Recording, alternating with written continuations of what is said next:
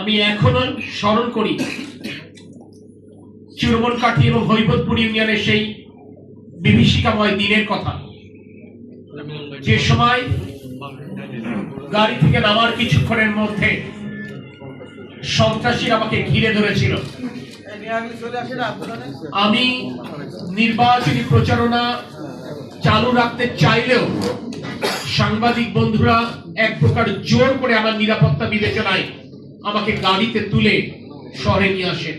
বারংবার যখন বিএনপি শীর্ষ নেতৃত্বের বাসাবাড়ি আক্রান্ত হয়েছে, আমাদের দলীয় কার্যালয়ে আক্রান্ত হয়েছে, শীতের সেই গভীর রাতেও কিন্তু আপনারা ছুটে গেছেন, আমাদের পাশে দাঁড়িয়েছেন।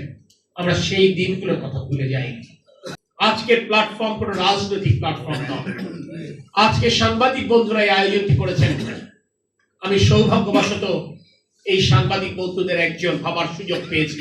সেই সুযোগটি আপনারাই তৈরি করে দিয়েছেন। দীর্ঘ 25 বছর পরও আমি আপনাদের একজন নিজেকে যেমন মনে করি, আপনারা আমাকে তেমনটি মনে করেন বলে আজকে আয়োজনটি করেছেন। সেখানে আবারও আপনাদের প্রতি কৃতজ্ঞতা প্রকাশ করছি।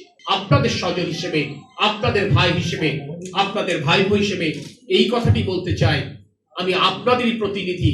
আপনারা যদি মনে করেন আমি আপনাদের প্রতিনিধিত্ব করবার একজন উপযুক্ত ব্যক্তি, যশোরবাসীর প্রতিনিধিত্ব করবার একজন উপযুক্ত ব্যক্তি, তাহলে সেইটুকু সুযোগ আপনারা করে দিবেন আপনাদের জায়গা থেকে। এইটুকুই বিনয়ের সাথে আপনাদের প্রতি আমার অনুরোধ থাকবে। আপনাদের ভাই হিসেবে, তরিকুল ইসলামের সন্তান হিসেবে আমি ইনশাআল্লাহ এমন কোনো কাজ করব না যেটি আপনাদের মাথা হেট হবে।